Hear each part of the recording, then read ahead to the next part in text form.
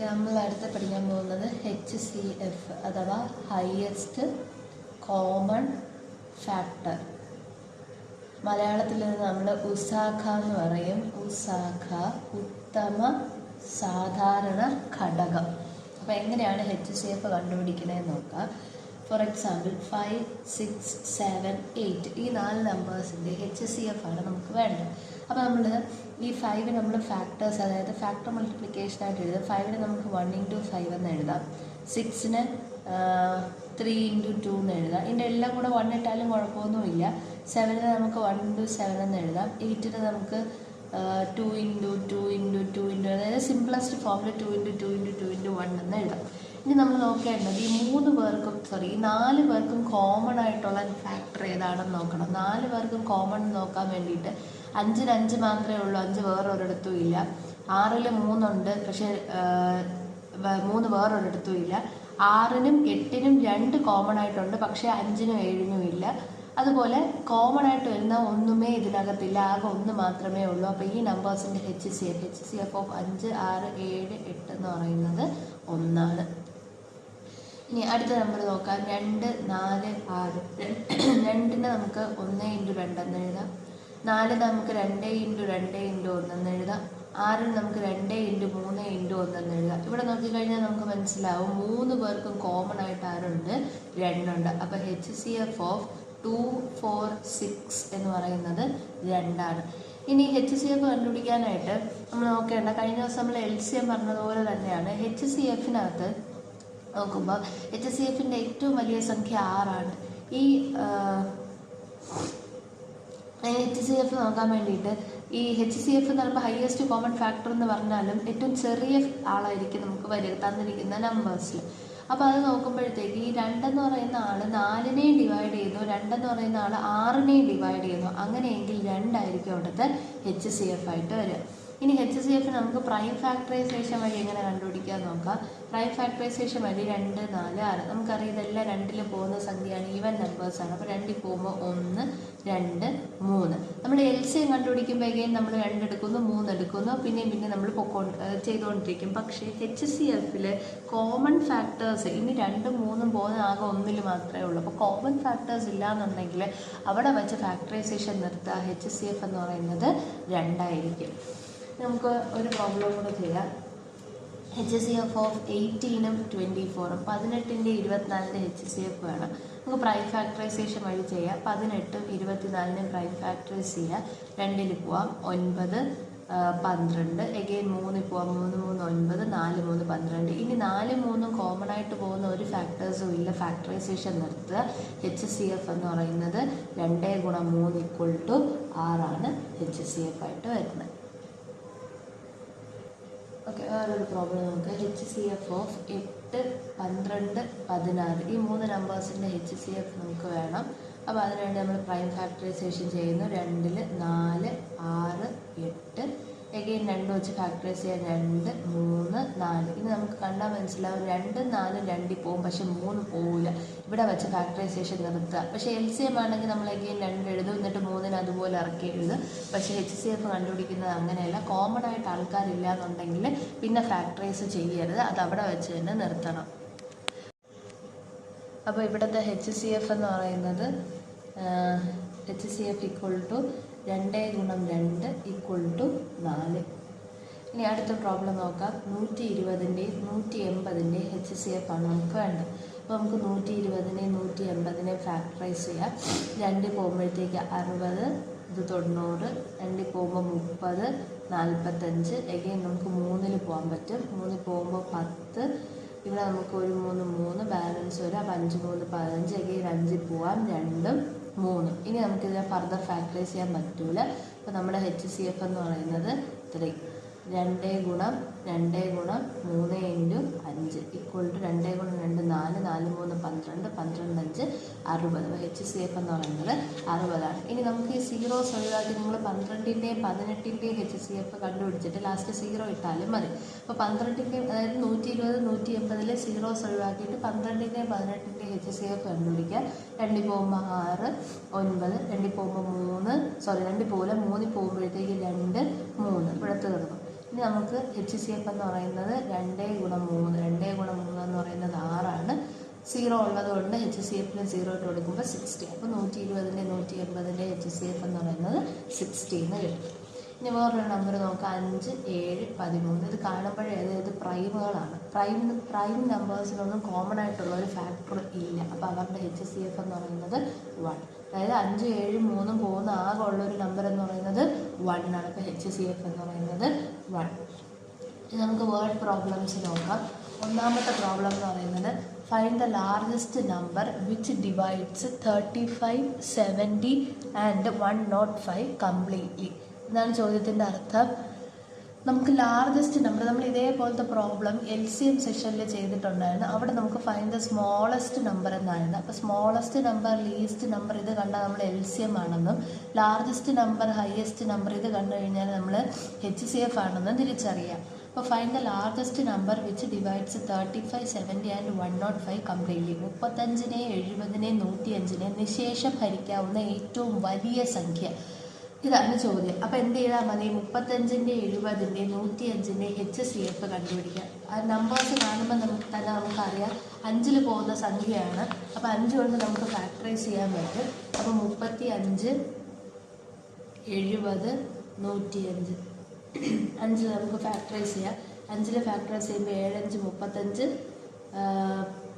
1, 5, 5, balance 2, 5, 4, 20, 14, 5, 2, 10, 1, 5, 5. Again ഇതെല്ലാം 7ൽ പോകും. 1 വട്ടം, 2 വട്ടം, 3 വട്ടം. ഫർദർ ഫാക്ടറൈസേഷൻ പോസിബിൾ അല്ല. ദെയർഫോർ HCF എന്ന് പറയുന്നത് 5 × 7 = 35. അതായത് 35 എന്ന് പറയുന്ന സംഖ്യയാണ് 35നെ 70നെ 105നെ നിശേഷം ഹരിക്കാവുന്ന ഏറ്റവും വലിയ സംഖ്യ. ലീസ്റ്റ് ആയിരുന്നു ചോദിച്ചിരുന്നുവെങ്കിൽ നമ്മൾ എന്ത് ചെയ്തേനെ? LCM കണ്ടുപിടിച്ചേനെ. അടുത്ത പ്രോബ്ലം എന്ന് പറയുന്നത് find the least number which on dividing 33, 75, 61 leaves a remainder 5. അപ്പോൾ ഇങ്ങനെയാണ് ചോദ്യം. 33നെ 75നെ 61നെയും ഏത് സംഖ്യ കൊണ്ട് ഏത് ഏറ്റവും വലിയ സംഖ്യ കൊണ്ട് ഹരിക്കുമ്പോഴാണ് 5 ശിഷ്ടം കിട്ടുന്നത് എന്നതാണ് ചോദ്യം. ഇതേപോലത്തെ ഒരു പ്രോബ്ലം നമ്മൾ LCM ചെയ്തിട്ടുണ്ട്. LCM ചെയ്തപ്പോൾ നമ്മൾ ചെയ്തതെന്ന് വെച്ചാൽ LCM കണ്ടുപിടിച്ചതിന് ശേഷം നമ്മൾ അതിൻ്റെ കൂടെ 5 കൂട്ടുകയായിരുന്നു ചെയ്തത്. പക്ഷേ HCF കണ്ടുപിടിക്കുന്ന ലാർജസ്റ്റ് നമ്പർ കണ്ടുപിടിക്കുന്നത് അങ്ങനെയല്ല.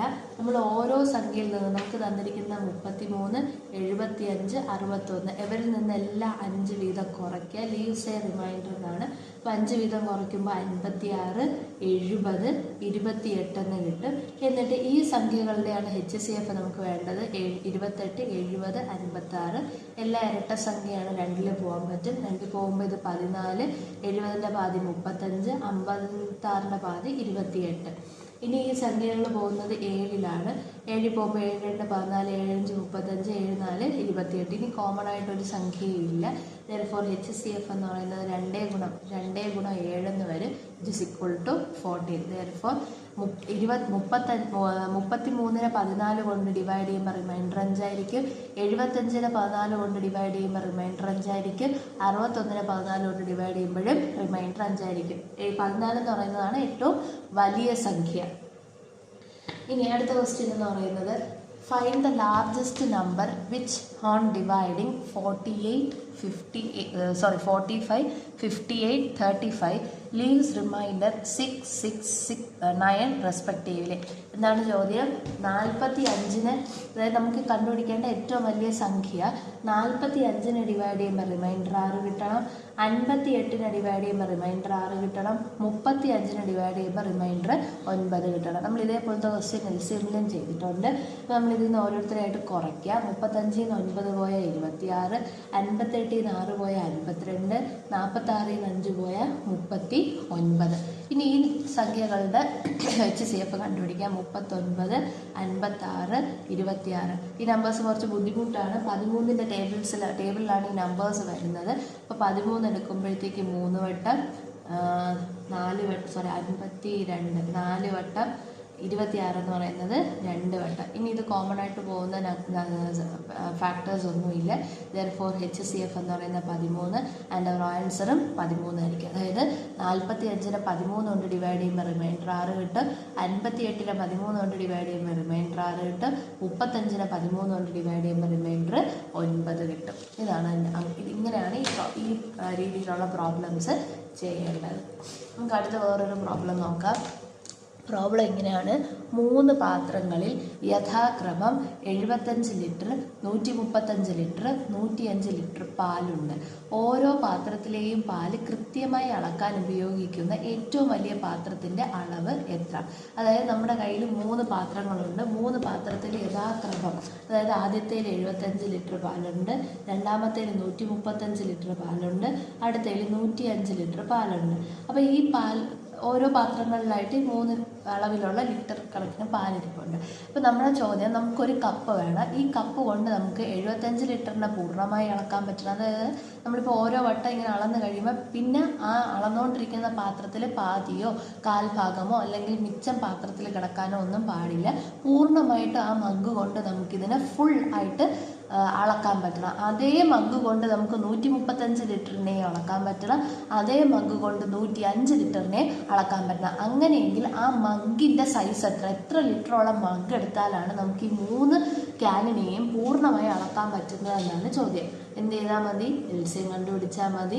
3 സംഖ്യകളും 5-ൽ പോകും. നമുക്ക് 5 കൊണ്ട് ഫാക്ടറൈസ് ചെയ്യാം.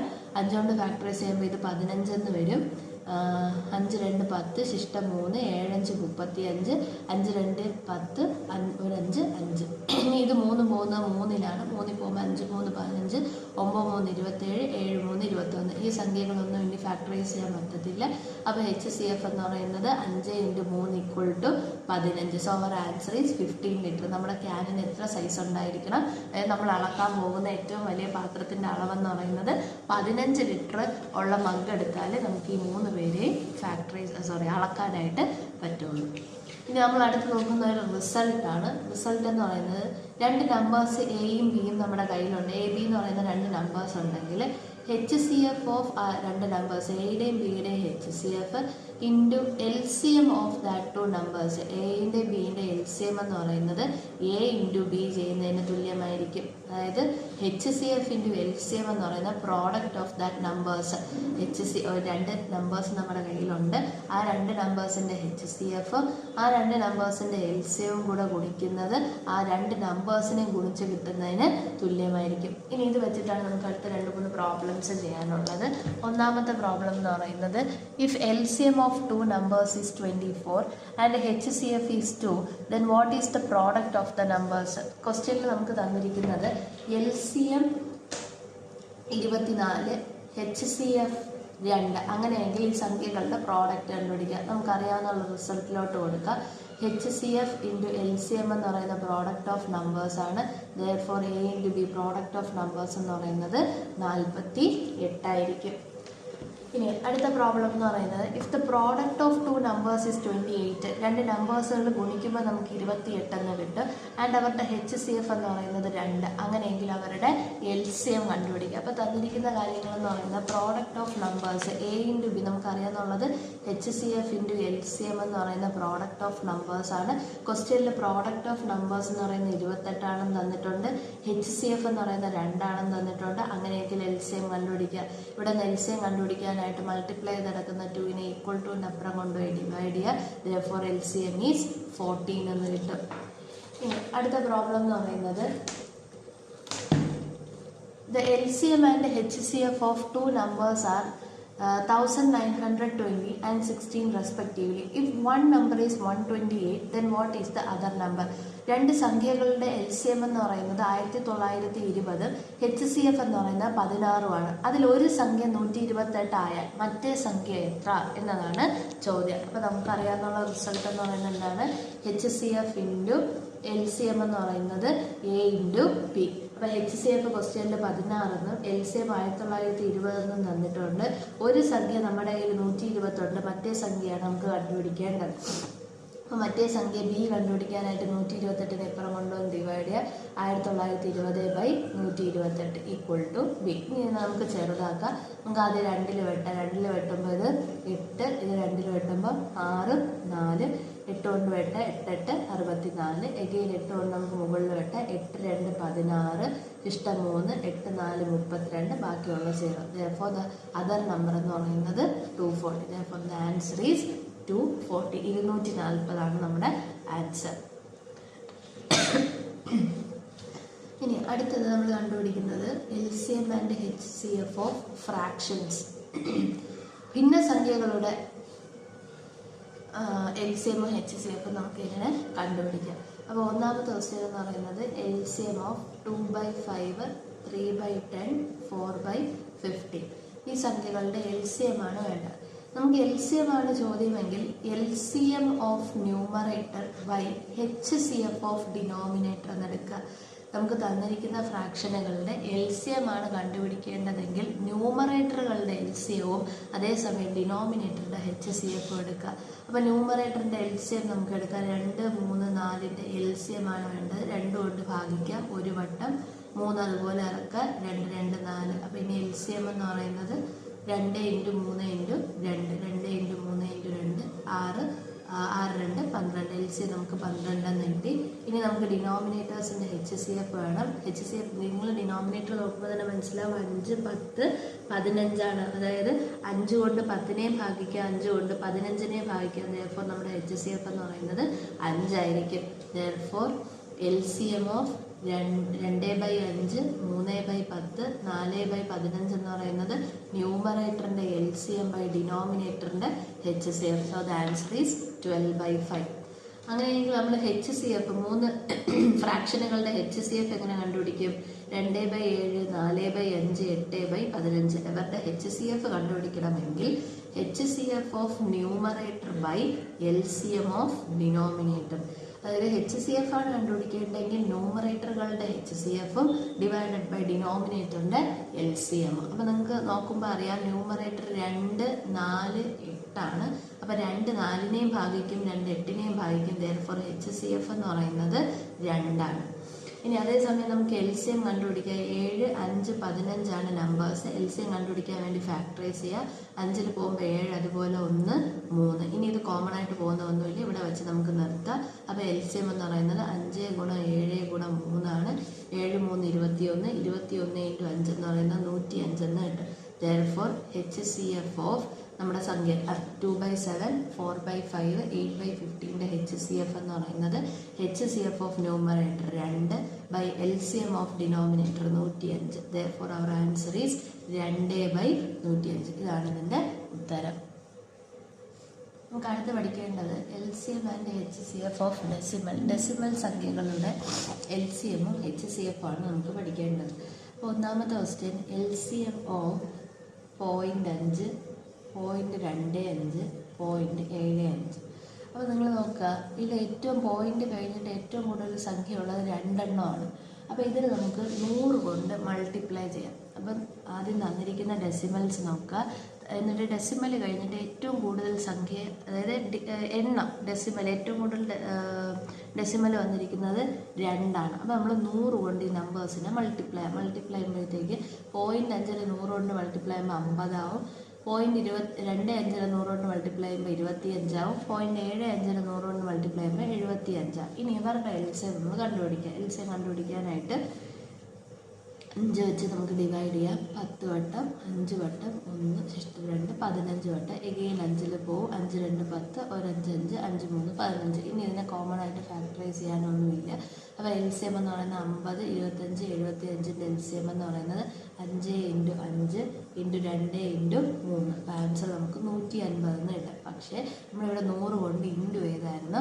അതിന് പകരം നമുക്ക് കിട്ടിയ LCMനെ 100 കൊണ്ട് ഭാഗിക്കുക. 100 കൊണ്ട് ഭാഗിക്കുമ്പോൾ ആൻസർ 15/10. ഒരു പോയിന്റ് ഡിനോമിനേറ്ററിൽ ഒരു 0 ആണുള്ളത്. അപ്പോൾ ഒരു പോയിന്റ് മാറ്റി കുത്തുക. അപ്പോൾ 1.5 LCM എന്ന് പറയുന്നത്. നമുക്ക് ഡെസിമൽസിൻ്റെ HCF ഒന്ന് കണ്ടുപിടിക്കാം. HCF ഓഫ് 0.02, 0.4, 0 സെയിം നേരത്തെ LCM വേണ്ടി ചെയ്തതുപോലെ തന്നെ പോയിന്റ് കഴിഞ്ഞിട്ട് 2 ഡിജിറ്റ്സാണ് ഇവിടെ ഏറ്റവും കൂടുതലായിട്ടുള്ളത്. അപ്പോൾ 100 കൊണ്ട് മൾട്ടിപ്ലൈ ചെയ്യുക. അപ്പോൾ 2 കിട്ടും. 4 പോയിന്റ് 4 100 കൊണ്ട് മൾട്ടിപ്ലൈ ചെയ്യുമ്പോൾ 40 എന്ന് കിട്ടും.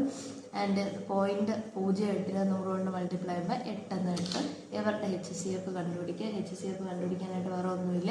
2 എന്ന് പറയുന്ന സംഖ്യ 40നെയും ഭാഗിക്കും, 2 എന്ന് പറയുന്ന സംഖ്യ 8നെയും ഭാഗിക്കും. therefore HCF എന്ന് പറയുന്നത് 2 ആണ്. ഇനി നമ്മൾ ശ്രദ്ധിക്കേണ്ടത് 100 കൊണ്ട് മൾട്ടിപ്ലൈ ചെയ്തുകൊണ്ട് 100 കൊണ്ട് ഇവിടെ ഡിവൈഡ് ചെയ്യാം. ഡിനോമിനേറ്ററിൽ 2 സീറോസ് ഉള്ളതുകൊണ്ട് 2 പോയിന്റ് മാറ്റി കുത്തണം. 1 2. അപ്പോൾ ആൻസർ എന്ന് പറയുന്നത് 0.02. സോ ദ HCF എന്ന് പറയുന്നത് 0.02. ഇനി ചില സാഹചര്യങ്ങളിൽ ഇങ്ങനെയും ചോദ്യം ചോദിക്കാറുണ്ട്. LCM of 2 square into 3 square into 5, 2 cube into 3 square into 5 square, അതുപോലെ അടുത്ത സംഖ്യ 2 into 3 square into 5 cube.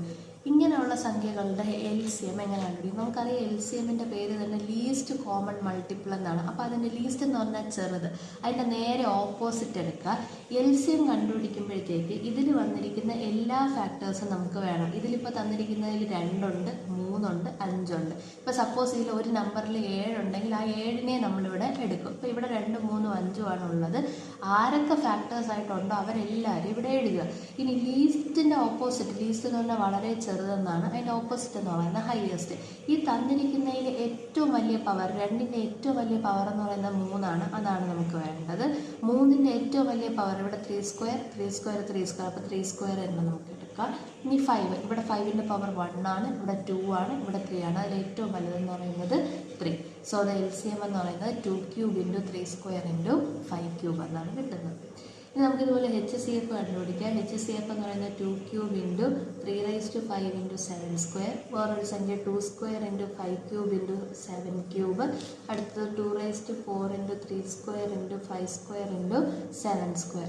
അപ്പോൾ ഇത് കണ്ടുപിടിക്കാനായിട്ട് നിങ്ങൾ ശ്രദ്ധിച്ചാൽ അറിയാം, 5 എന്ന് പറയുന്നത് ലാസ്റ്റ് സംഖ്യയിൽ ഇവിടെ മാത്രമേ 5 ഉള്ളൂ, ഇവിടെ ഇല്ല. അപ്പോൾ നമ്മൾ HCFൽ കോമൺ ആയിട്ടുള്ള ആൾക്കാരെ മാത്രമേ എഴുതാൻ പാടുള്ളൂ.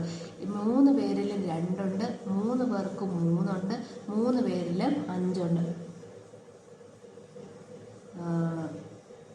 5 3 പേർക്കും ഇല്ല, ഇവിടെ 5 ഇല്ലല്ലോ, 3 പേരുടെ കയ്യിലും 7 ഉണ്ട്. ഇനി ഹയസ്റ്റ് കോമൺ ഫാക്ടർ എന്ന് പറഞ്ഞാൽ HCF എന്ന് പറഞ്ഞാൽ ഹയസ്റ്റ് കോമൺ ഫാക്ടറാണ്. അപ്പോൾ ഹയസ്റ്റിൻ്റെ നേരെ ഓപ്പോസിറ്റ് എന്ന് പറയുന്നത് ലോവസ്റ്റ്. അപ്പോൾ നമ്മളിവിടെ എടുക്കേണ്ടത് ഈ എഴുതിയിരിക്കുന്ന സംഖ്യകളുടെ ഏറ്റവും ചെറിയ പവർ. ഇപ്പോൾ ഇവിടെ 2 നോക്കുകയാണെങ്കിൽ 2ൻ്റെ പവർ 3, 2, 4. ഏറ്റവും ചെറിയ പവർ എന്ന് പറയുന്നത് 2 ആണ്. ഇനി അടുത്ത 3 നോക്കുമ്പോഴത്തേക്ക് 3 നമുക്ക് എഴുതാൻ പറ്റത്തില്ല, കാരണം രണ്ടാമത്തെ സംഖ്യയിൽ 3 ഇല്ല. അപ്പോൾ 3 നമുക്ക് എഴുതാൻ പറ്റത്തില്ല. ശ്രദ്ധിക്കുക, കോമൺ ആയിട്ട് വരുന്ന ഫാക്ടേഴ്സ് മാത്രമേ എഴുതാൻ പറ്റത്തുള്ളൂ. അപ്പോൾ 2 3 പേരുടെ കയ്യിലും ഉണ്ട്, 7 3 പേരുടെ കയ്യിലും ഉണ്ട്. അപ്പോൾ 2 7 മാത്രമേ ഇവിടെ കോമൺ ആയിട്ട് വരുന്നുള്ളൂ, 3 5 ഇല്ല. അത് വളരെ കെയർഫുൾ ആയിട്ട് നോക്കുക. ഇനി 7 നോക്കുമ്പോൾ 7ൻ്റെ പവർ 7 ഇവിടെ 7, ഇവിടുത്തെ പവർ 2 ആണ്, ഇവിടുത്തെ പവർ 3 ആണ്, ഇവിടുത്തെ പവർ 2 ആണ്. അപ്പോൾ ഏറ്റവും ഹയസ്റ്റ് പവർ എന്ന് പറയുന്നത് 3 ആണ്.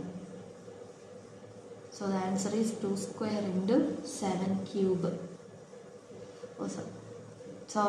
ഹയസ്റ്റിൻ്റെത് നേരെ ഓപ്പോസിറ്റ് നമ്മൾ ലോവസ്റ്റ് ആണ് എടുക്കേണ്ടത്. ഇവിടെ ഏറ്റവും ചെറിയ പവർ എന്ന് പറയുന്നത് 2 ആണ്. therefore the HCF is 2 square into 7 square. ഒന്നുകൂടെ പറയാം. അപ്പോൾ തന്നിരിക്കുന്ന സംഖ്യയുടെ HCF കണ്ടുപിടിക്കാനായിട്ട് കോമൺ ആയിട്ടുള്ള ഫാക്ടേഴ്സ് മാത്രമേ എടുത്തെഴുതാൻ പാടുള്ളൂ. ഇനി HCF എന്ന് പറയുന്ന ഹയസ്റ്റ് കോമൺ ഫാക്ടറാണ്. അപ്പോൾ നമ്മളത് ഓർത്തിരിക്കാൻ വേണ്ടിയിട്ട് അതിൻ്റെ നേരെ ഓപ്പോസിറ്റായ ലീസ്റ്റ് പവറുകൾ മാത്രമേ എഴുതാവൂ. ഇവിടെ 3 പേരുടെ കയ്യിലും 2 ഉണ്ട്. അപ്പോൾ 2ൻ്റെ ഏറ്റവും ചെറിയ പവർ എന്ന് പറയുന്നത് 2 ആണ്. അതിനുശേഷം പിന്നെ 3 പേരുടെയിലും ഉള്ളത് 7 ആണ്. 7ൻ്റെ ഏറ്റവും ചെറിയ പവർ എന്ന് പറയുന്നത് 2 ആണ്. therefore HCF is 2 square into 7 square. നമ്മൾ ആദ്യം കണ്ടുപിടിച്ച LCM ക്വസ്റ്റ്യനിലെ HCF ഒന്ന് നമുക്ക് കണ്ടുപിടിക്കാം. ഇപ്പോൾ HCF എന്ന് കണ്ടുപിടിക്കാനായിട്ട് 3 പേരുടെ കയ്യിൽ 2 ഉണ്ട്, 3 ഉണ്ട്, 5 ഉണ്ട്. ഇനി ഏറ്റവും ചെറിയ പവറാണ് വേണ്ടത്. ഇവിടെ 2ൻ്റെ പവർ 2, 3, 1. അപ്പോൾ ഏറ്റവും ചെറിയ പവർ എന്ന് പറയുന്നത് 1. ഇനി ഇവിടെ എന്ന് പറയുമ്പോൾ 3ൻ്റെ പവേഴ്സ് എല്ലാം 2 ആണ്. അപ്പോൾ അത് നമുക്ക് 3 സ്ക്വയർ തന്നെ എഴുതാം. ഇവിടെ 5ൻ്റെ പവർ 1, ഇവിടെ 5ൻ്റെ പവർ 2, ഇവിടെ 5ൻ്റെ പവർ 3. അതിൽ ഏറ്റവും ചെറിയ പവർ എന്ന് പറയുന്നത് 1. therefore HCF എന്ന് പറയുന്നത് 2 into 3 square into 5 ആയിരിക്കും. നമുക്ക് പഠിക്കേണ്ടത് പ്രോഗ്രഷനാണ്. പ്രോഗ്രഷനിൽ ആദ്യത്തേത് അരിത്തമെറ്റിക് പ്രോഗ്രഷനാണ് വരുന്നത്. മലയാളത്തിൽ നമ്മൾ സമാന്തര ശ്രേണി എന്ന് പറയും. സമാന്തര ശ്രേണി. അപ്പോൾ നമുക്ക് എക്സാമ്പിളിലൂടെ പഠിക്കാം. ഇവിടെ 3 സീക്വൻസ് എഴുതാം. 17, 21, 25, 29, 30, 38, 46, 54, അടുത്തത് 91, 86, 81, 76. അപ്പോൾ ഒന്നാമത്തെ ശ്രേണി നമ്മൾ നോക്കുമ്പോൾ 7ൻ്റെ കൂടെ നമുക്ക് 4 കൂട്ടി പോകുന്നതായിട്ട്, അതായത് 17, 4, 21, അടുത്ത് 21ൻ്റെ കൂടെ 4 കൂട്ടുമ്പോൾ 25, 25ൻ്റെ കൂടെ 4 കൂട്ടുമ്പോൾ 29, അങ്ങനെയാണ് ഈ ശ്രേണി പൊയ്ക്കൊണ്ടിരിക്കുന്നത്. അതായത് 4 വെച്ച് കൂടി പോകുന്നു. ഇനി അടുത്ത ശ്രേണി നോക്കുമ്പോൾ 30ൻ്റെ കൂടെ 8 കൂടി, അടുത്ത് 38ൻ്റെ കൂടെ 8 കൂടുമ്പോൾ 46, 46ൻ്റെ കൂടെ 8 ആഡ് ചെയ്യുമ്പോൾ 54. അപ്പോൾ ഇവിടുത്തെ കോമൺ ആയിട്ട് ആഡ് ചെയ്ത് കൊണ്ടിരിക്കുന്ന സംഖ്യ എന്ന് പറയുന്നത് 8. അടുത്ത് ഇവിടെ നോക്കുമ്പോൾ 91, 86 അതായത് കൂടിയല്ല പോകുന്നത്, കുറഞ്ഞാണ് പോകുന്നത്. അപ്പോൾ 91ൻ്റേത് 5 കുറയുമ്പോൾ 86, 86ൻ്റേത് 5 കുറയുമ്പോൾ 81, 81ൻ്റേത് 5 കുറയുമ്പോൾ 76. അപ്പോൾ ഇത് 5 വെച്ച് കുറഞ്ഞ് പോകുന്ന ഒരു ശ്രേണിയാണ്. അപ്പോൾ ഇത് 3 അരിത്തമെറ്റിക് പ്രോഗ്രഷൻ സമാന്തര ശ്രേണികൾക്ക് എക്സാമ്പിളാണ്. ഇനി നമ്മൾ സമാന്തര ശ്രേണിയിലെ ആദ്യത്തെ പദത്തിന് നമ്മൾ എ എന്ന് ഡിനോട്ട് ചെയ്യും. അപ്പോൾ ആദ്യത്തെ എ എന്ന് പറയുന്നത് 17ആണ്. രണ്ടാമത്തെ ശ്രേണിയുടെ എ എന്ന് പറയുന്നത് 30, മൂന്നാമത്തേത് 91. ഇനി ഈ പ്രോഗ്രഷനിൽ നമ്മൾ ഒരു കാര്യം നമ്മൾ പഠിക്കുക. ഒന്നാമത്തേത് ആദ്യ പദം, അടുത്തത് പൊതുവ്യത്യാസം. ആദ്യ പദത്തിന് നമ്മൾ ഫസ്റ്റ് ടേം എന്ന് പറയാറുണ്ട്. പൊതുവ്യത്യാസത്തിന് നമ്മൾ കോമൺ ഡിഫറൻസ് എന്ന് പറയാറുണ്ട്. കോമൺ ഡിഫറൻസിന് നമ്മൾ ഡി എന്ന് പറയുന്ന ലെറ്റർ കൊണ്ടാണ് സൂചിപ്പിക്കുന്നത്. അപ്പോൾ ഒന്നാമത്തേൻ്റെ കോമൺ ഡിഫറൻസ് 4, രണ്ടാമത്തെ സീക്വൻസിൻ്റെത് 8, മൂന്നാമത്തേതിൻ്റെത് -5. അപ്പോൾ ഇങ്ങനെയാണ് അരിത്തമെറ്റിക് പ്രോഗ്രഷൻ അഥവാ സമാന്തര ശ്രേണിയുടെ പൊതുവായിട്ടുള്ള ഡീറ്റെയിൽസ്. നമുക്ക് ക്വസ്റ്റ്യൻ നോക്കാം. ഒന്നാമത്തെ ക്വസ്റ്റ്യൻ എന്ന് പറയുന്നത് 2, 0, -2 എക്സെട്ര എന്ന സമാന്തര ശ്രേണിയുടെ പൊതുവ്യത്യാസം എത്ര?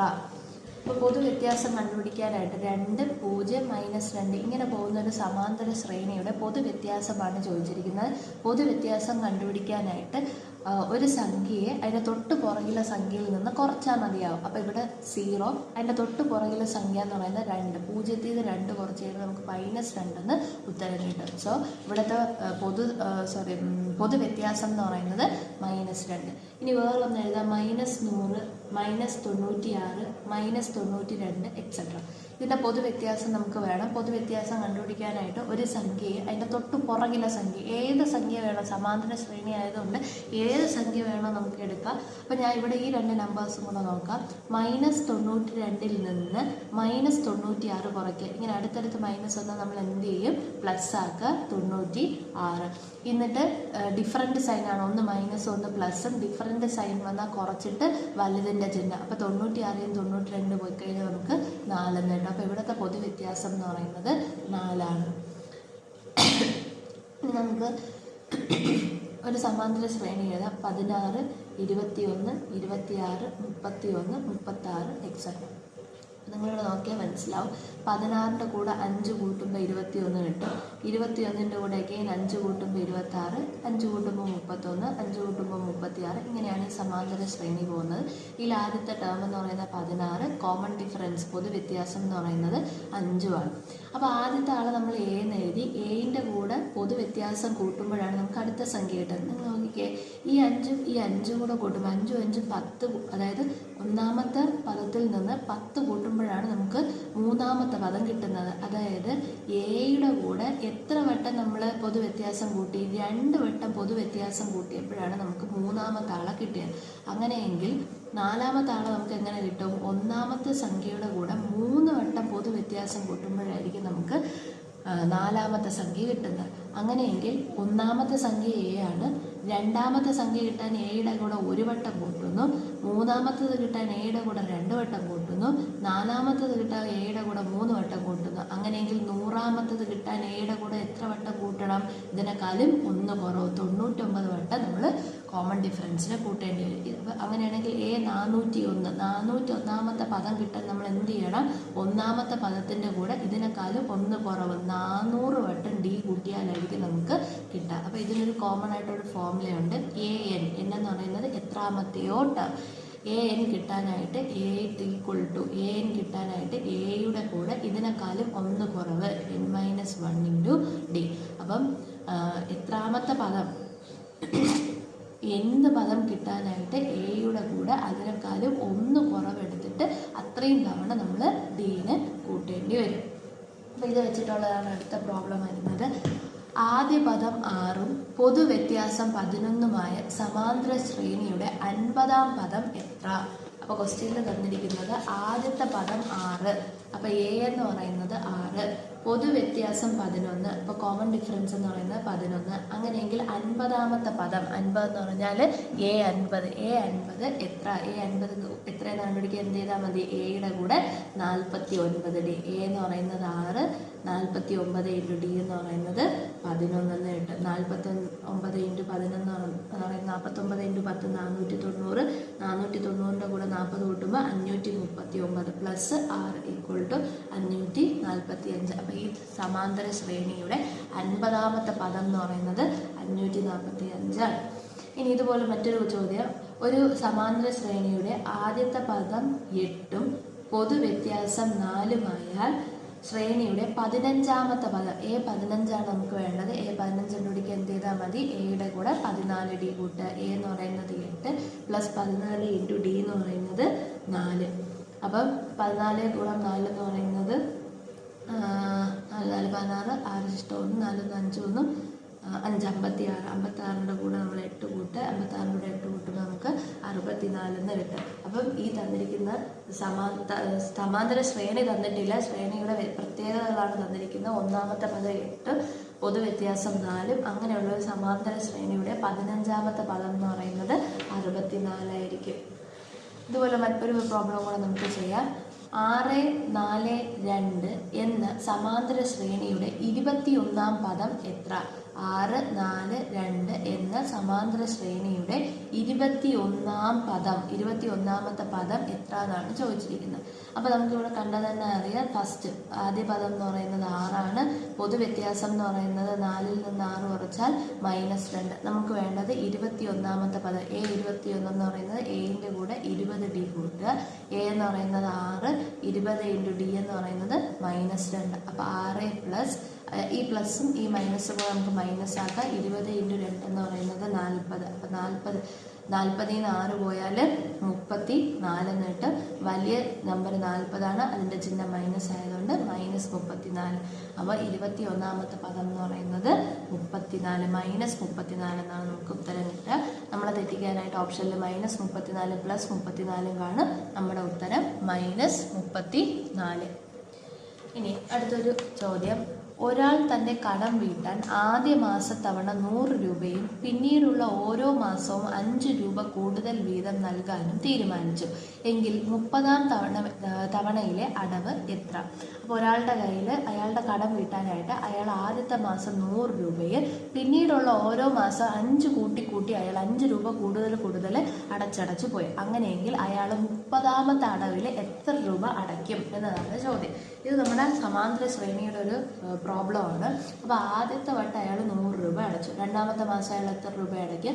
5 കൂട്ടി 105 രൂപ അടയ്ക്കും. മൂന്നാമത്തെ മാസം അയാൾ 5 കൂട്ടി 110 രൂപ അടയ്ക്കും. അങ്ങനെയെങ്കിൽ അയാളുടെ 30-ാമത്തെ അടവിൽ എന്ന് പറഞ്ഞാൽ ഈ സമാന്തര ശ്രേണിയുടെ 30-ാമത്തെ പദം എത്രയെന്നാണ് ചോദ്യം. 30-ാമത്തെ അടവിൽ എത്ര രൂപ അടയ്ക്കുമെന്ന് നമുക്ക് വേണം. അപ്പോൾ ആദ്യ പദത്തിൻ്റെ കൂടെ 29 ഡി കൂട്ടിയാൽ മതി. ആദ്യമായി അയാൾ അടച്ചത് 100 രൂപ പ്ലസ് 29 × 5 എന്ന് വരും. 29 × 5 9 45, 5 ഇഷ്ടം 4, 5 4 20, 24 245. സോറി 5 2 10 14.